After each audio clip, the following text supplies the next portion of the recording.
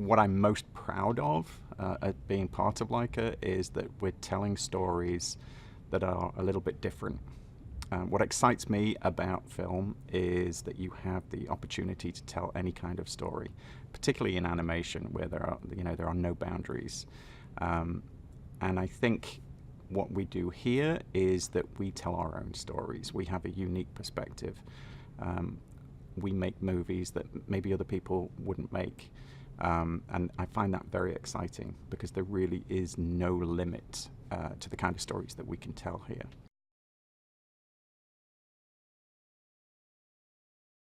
Essentially, we're kind of like making live action movies in miniature. So we have sets, we have cameras and lights, we have all the things that go into a huge Hollywood movie, but we have them in miniature. And I think walking around Laika is a magical experience. You feel like you're walking around Santa's grotto, Santa's workshop. There's so many industrious people, talented artists who are working behind the scenes, making props, sets, puppets, costumes. It's such an eclectic bunch of talented people that you don't often get to see doing these things.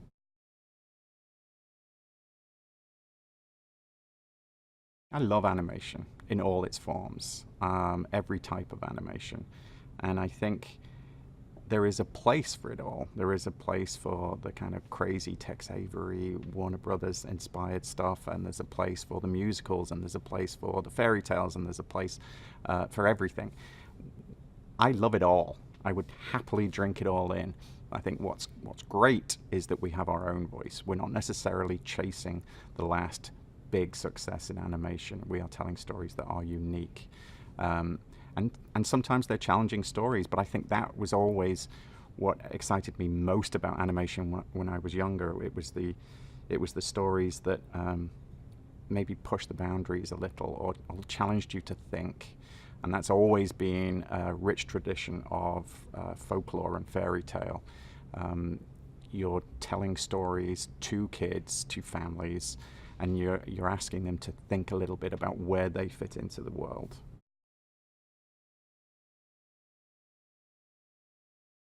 I don't think there's been any place that I've worked at quite this long before. You know, I've been at Laika for 13 years, so you get to know these people who work here really well. You almost get a shorthand in working with them, and you get to know them as people. And I think, you know, we've been in the trenches together on many movies now, and it's a play. They're comrades, you know, comrades in arms. They're colleagues and friends, and I think there is something special that comes out of that kind of relationship, that kind of dynamic.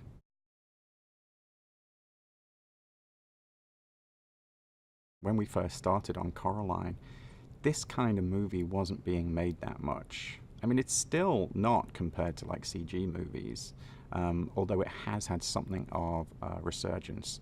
But I think when they were crewing up for Coraline, they were really reaching out all over the world for people who were the best at the various jobs that go into making a stop motion movie, and bringing that talent pool together.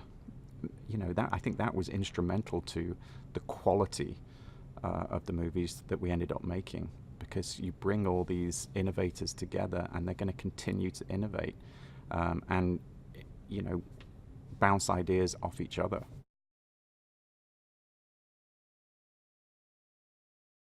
Missing Link is about Bigfoot, America's legendary beast, and he is lonely and he wants to track down his long-lost relatives, the Yetis, who live in the Himalayas, of course. So he enlists the help of a world-renowned but not entirely successful explorer called Sir Lionel Frost. And Sir Lionel is quite keen on making a name for himself, so he eagerly accepts the challenge, and they go on a quest to locate the mythical Shangri-La.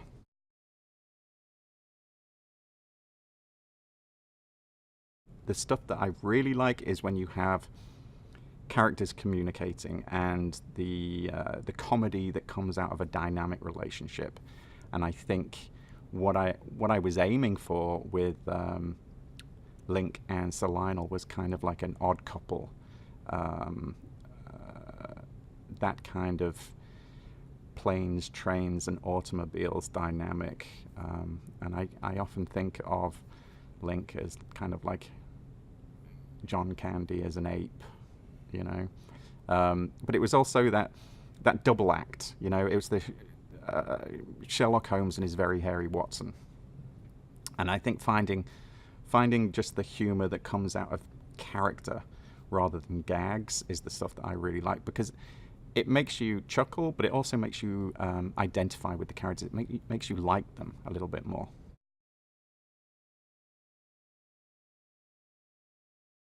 We spend a lot of time thinking about casting and what goes into a voice and what goes into a character. And there was a certain otherworldliness, I think, to Zach, and a vulnerability as well that comes across in his comedy, and insecurity. And that seemed perfect for this creature that had no experience of civilization. He'd never been out in the big, broad world. He'd read about it, but that's not the same as experiencing it. And I think what he brought to it wasn't just the comedy, it was that sense of vulnerability. You do warm to him because you want to comfort him. You want to reach in and give him a big hug because he's a nice guy and he's struggling so hard.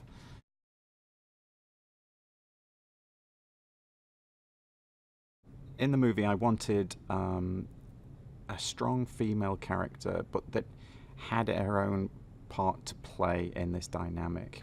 And part of it was that I wanted someone to be part of this quest, to be part of this journey, who was opposed to Sir Lionel, but not in the same way that Link was, and creating a history to Sir Lionel. Like, she knows him, she dated him. And I thought that was an interesting facet to it, because she clearly likes him. And I think it's because they share a passion. They share a passion for adventure.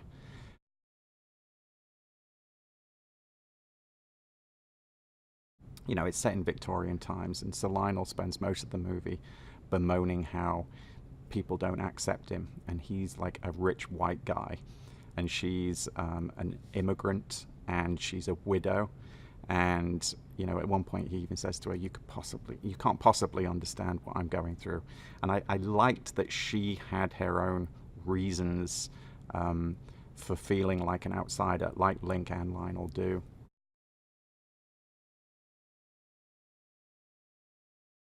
There's that rich tapestry of stories that exist that are about adventuring in this bright new historical world. And I wanted to play with that. I wanted Sherlock Holmes meets Indiana Jones chasing monsters. I mean, who doesn't want that?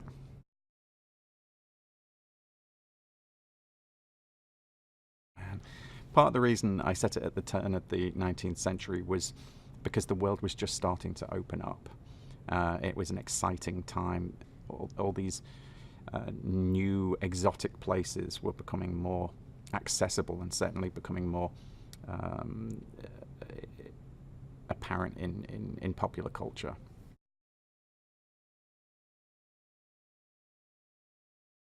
I'm always interested in pushing the boundaries of the medium, pushing the boundaries of stop motion animation. And I think one thing that is traditionally part of stop motion is it's the scope of it is quite small. And that, you know, historically there is a reason for that. You have sets, physical sets, and physical puppets. So the kinds of stories that were being told in stop motion always felt a little bit more maybe claustrophobic.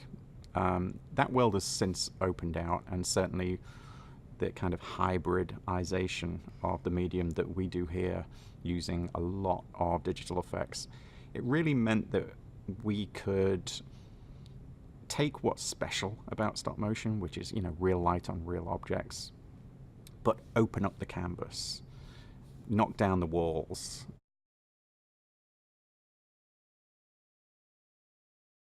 On each movie that we make, we are constantly trying new things, but I think what was special about this particular movie is that we were taking innovations that we've already played with in other movies, and we were just pushing them to their limits. And that was a lot to do with the amount of like digital set extensions, CG characters. And I've watched this movie hundreds of times now, and there are shots where I can't tell where there's a puppet and where there's a CG character. So I think we are managing to really make the best possible use of the technology.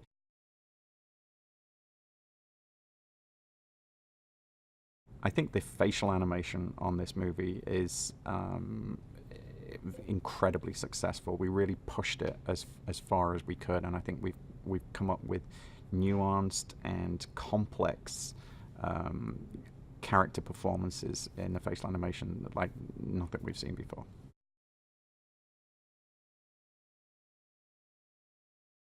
I was very much influenced by Errol Kane, who was an artist who did very detailed, pattern-rich illustrations. He was also the production designer on The Thief and the Cobbler, the 2D movie that was never completed. Richard Williams.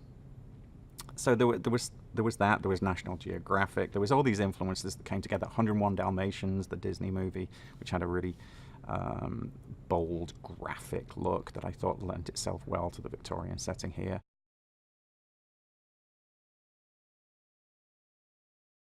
She knows what goes on in here as well as anybody, so I think she understands the kind of movie that I'm trying to make, the kind of story I'm trying to tell. She gets my sensibilities, which is a huge plus for a producer. She shares the sensibilities. She's got a great eye. She's got great taste. And it's the same with Travis. I think the three of us have impeccable taste. So I think that's why we get along.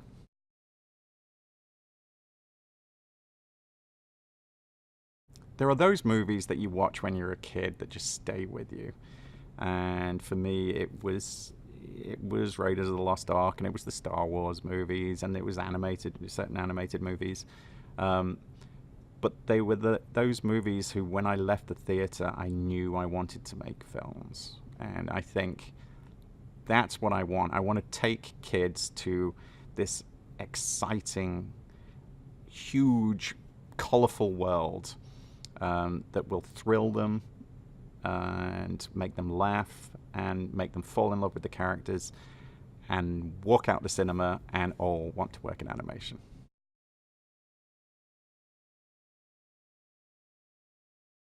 I have watched this thing so many times over the past 5 years, from the storyboard animatics right through to the finished, graded, beautiful final product. And I am still not tired of it. I think it's a beautiful, entertaining, exciting roller coaster of a movie.